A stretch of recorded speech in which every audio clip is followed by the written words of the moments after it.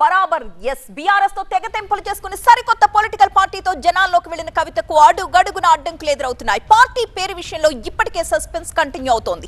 మరి ప్రత్యామ్నాయ పేర్లతో రావాలంటూ లేటెస్ట్ గా ఈసీ నుంచి కవితకు లెటర్ వెళ్లడం ఇప్పుడు చర్చగా మారింది. మరి ఈసారి కూడా పేరు మార్చుకుని కవిత ఈసీ దగ్గరకు వెళ్తారా లేక పట్టుబట్టి టీఆర్ఎస్ పేరే కావాలంటారా?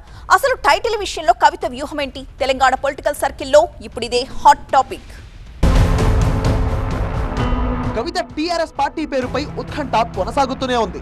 ఏ టైంలో తెలంగాణ రాష్ట్ర సేనగా నామకరణం చేశారో అప్పటి నుంచి ఇబ్బందులు ఎదురవుతూనే ఉన్నాయి. ఆ తర్వాత తెలంగాణ రక్షణ సేనగా మార్చిన తిప్పలు మాత్రం తప్పలేదు. టీఆర్ఎస్ టైటిల్ పై కేంద్ర ఎన్నికల సంఘానికి పెద్ద ఎత్తున అభ్యంతరాలు వెళ్తూనే ఉన్నాయి. ఆ అభ్యంతరాల్లో కొన్నింటికి సమాధానం ఇచ్చినా మరికొన్నింటికి లీగల్ గానే ముందుకెళ్తామని కవిత టీం ఇప్పటికే క్లారిటీ ఇచ్చేసింది.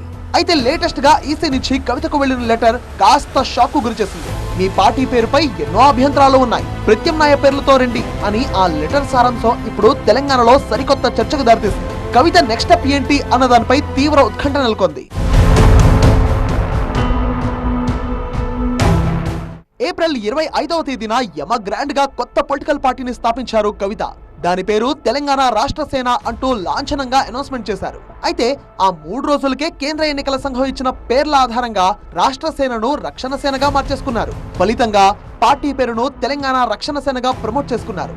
జెండా పండుగ పేరుతో రాష్ట్రంలోని పలు ప్రాంతాల్లో గద్దెలను నిర్మించారు. అంతేకాదు పార్టీ జెండాలను సైతం మెడలో వేసుకుని జనాల్లోకి వెళ్తున్నారు కూడా. ఇక అంతా కుశలమే, ఏ ఎన్నికలైనా గెలిచి చూపించడమే అన్న పంధాలో దూసుకెళ్తున్న కవితకు మళ్లీ ఈసీ నుంచి తలనొప్పులు మొదలయ్యాయి. టీఆర్ఎస్ పేరుపై అభ్యంతరాలు తెలుపుతూ పెద్ద ఎత్తున ఈసీకి ఉత్తరాలు వెళ్లడంతో కవిత పార్టీ చుట్టూ వివాదాలు చుట్టుముట్టాయి. అయినా సరే వెనక్కి తగ్గేదిలే అన్నట్లు ఇన్నాళ్లు వ్యవహరిస్తూ వచ్చారు కవిత. ఒకసారి మార్చాం, మరోసారి మార్చబం అంటూ పలుమార్లు పొలిటికల్ వేదికల మీద చెప్పారు. కానీ టైటిల్ పై పలు రాష్ట్రాల నుంచి టఫ్ ఫైట్ రావడంతో ఈసీ సైతం కవిత వైపే చూస్తోంది.